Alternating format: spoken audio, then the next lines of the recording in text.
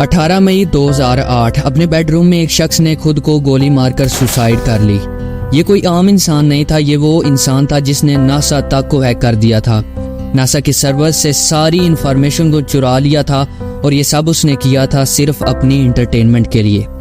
Yes, I am talking about the hacker Jonathan James, and in this episode we will talk about the tragic life of Jonathan James.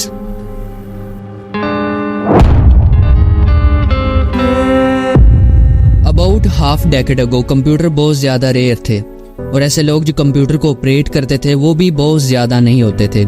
But in 1971 Intel ने अपना पहला micro processor introduce किया, जिसके बाद computer industry में एक revolution आ गया। और फिर 1980 में जोनाथन जोसेफ जेम्स की कहानी शुरू होती है।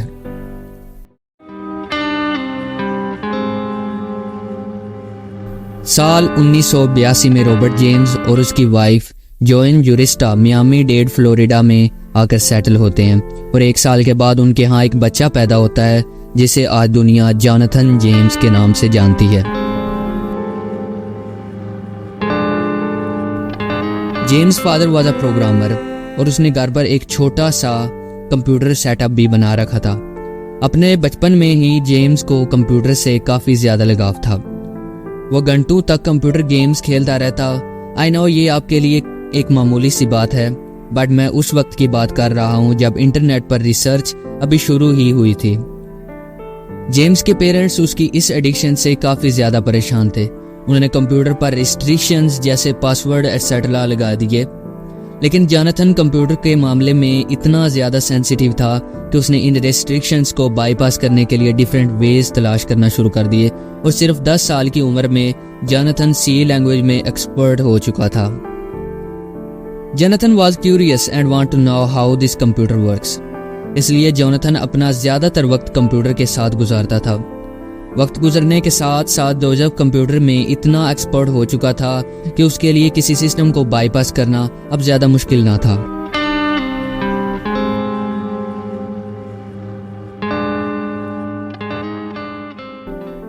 Jonathan was known as comrade online. Comrade ने यूएसए के बहुत सारे क्रूशियल गवर्नमेंट सिस्टम्स तक को एक्सेस कर लिया था। द DTRA और the defence threat reduction agency, इस एजेंसी का काम है यूएसए गवर्नमेंट की तरफ आने वाले किसी भी थ्रेट को पहले से ही एनालाइज करना। DTRA के साथ साथ national aeronautics and space administration NASA तक को कॉमरेड ने बाईपास कर लिया था। बट ये एक्ट्स जोनाथन ने जानबूझकर नहीं की थी। These acts were unintentional. In year 1992, Jonathan कुछ सर्वर्स की फायरवॉल्स को डिस्ट्रॉय करके बाईपास करने की कोशिश कर रहा था।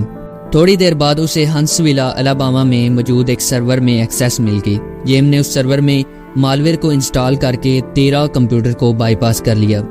बाईपास करने के बाद जोनाथन को मालूम हुआ कि उसने तो Marshall Space Flight Center located in Alabama के कंप्यूटर्स को हाईजैक कर लिया है।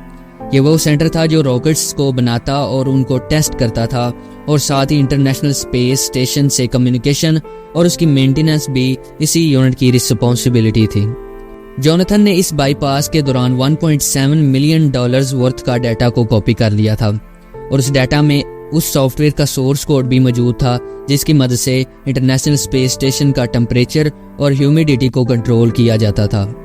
जब नासा को इस ब्लीच के बारे में पता चला तो उन्हें अपने सारे सिस्टम्स को 21 दिन के लिए बंद करना पड़ा, जिसकी वजह से नासा को $41,000 का नुकसान हुआ in replacing equipment etcetera. This breach puts Jonathan on the map. NASA ने FBI को ब्लीच के बारे में सारी जानकारी दी। FBI ने जोनाथन को लोकेट करना शुरू कर दिया। But on another hand NASA को हैक करने के बाद जोनाथन ने एक बार फिर एक सर्वर जो कि ड्यूलस वर्जीनिया में था उसको हैक कर लिया था। This time he installed a backdoor on the server. उसने सर्वर में स्नाइपर को प्लांट कर दिया जिसकी मदद से वो रिमोटली सर्वर से कनेक्ट रहता। अब उसके पास ड्यूलस सर्वर्स की क्रेडेंशियल डिटेल्स जैसे कि लॉगिन डिटेल्स और एड्रेस वगैरह सब कुछ था। इस बार जोनाथन के हाथों defence threat reduction agency DTRA के डाटा लग चुका था। इस डाटा में मिलिट्री सोल्जर्स के नेम और पासवर्ड, उनके एड्रेस और ऐसा बहुत ही सेंसिटिव डेटा था। इस हाईजैक के बाद FBI ने जोनाथन को ट्रेस करना शुरू कर दिया।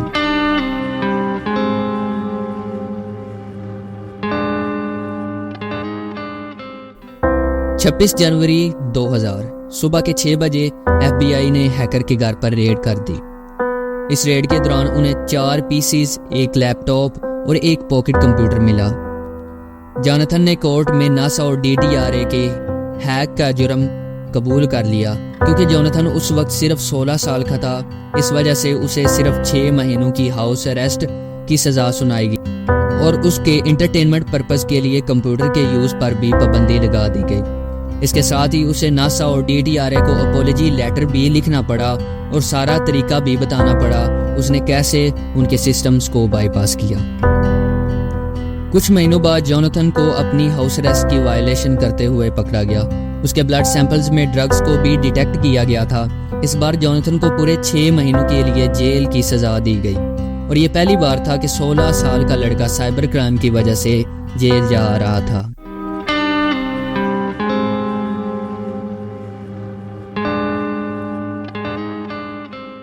जेल से रिलीज होने के बाद जोनाथन ने एक ऑर्डिनरी लाइफ जीना शुरू कर दी।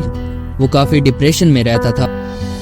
इसके साथ ही 18 साल की उम्र में Jonathan's mother passed away due to the breast cancer, living him alone with his brother. वक्त गुजरता गया, सीक्रेट सर्विसेज ने अमेरिका में होने वाली सबसे बड़ी हैक TJX हैक को इन्वेस्टिगेट करना शुरू कर दिया। इस हैक में TJX के मिलियंस ऑफ कस्टमर्स के सीक्रेट डाटा को चुराया गया था, including their interest, banking details such as credit card, etc. Investigators ने इस हैक के मास्टरमाइंड एल्बर्ट गोंजालेस को पकड़ लिया। एल्बर्ट गोंजालेस के साथ इस हैक में 13 और लोग भी शामिल थे। Christopher Scott, Damon Patrick Toy, mister यस्टर मिस्की, JJ एंड JW। ये 2 आदमी JJ और JW दोनों एनोनिमस थे। जब सीक्रेट एजेंसीज ने और इन्वेस्टिगेट किया तो उन्हें पता चला कि जोनाथन जेम्स और क्रिस्टोफर स्कॉट दोनों दोस्त थे, तो उन्होंने समझा कि JJ कोई और नहीं, जोनाथन जोसेफ जेम्स ही है। सो गेस व्हाट, उन्होंने उसके घर पर दोबारा रेड मार दी, लेकिन इस बार उन्हें जोनाथन के खिलाफ कोई सबूत नहीं मिला। जोनाथन, जो कि पहले ही काफ़ी डिप्रेशन में रहता था, इस रेड की वजह से वो और ज़्यादा एंग्शियस हो गया और इस रेड के 1 हफ्ते बाद जोनाथन ने खुद को गोली मारकर सुसाइड कर ली। जोनाथन ने एक सुसाइड नोट भी लिखा था जिसमें उसने अपने साथ होने वाली नाइंसाफी के बारे में अपने आखिरी लफ्जों में लिखा था, and another last of a genius, Jonathan Joseph James.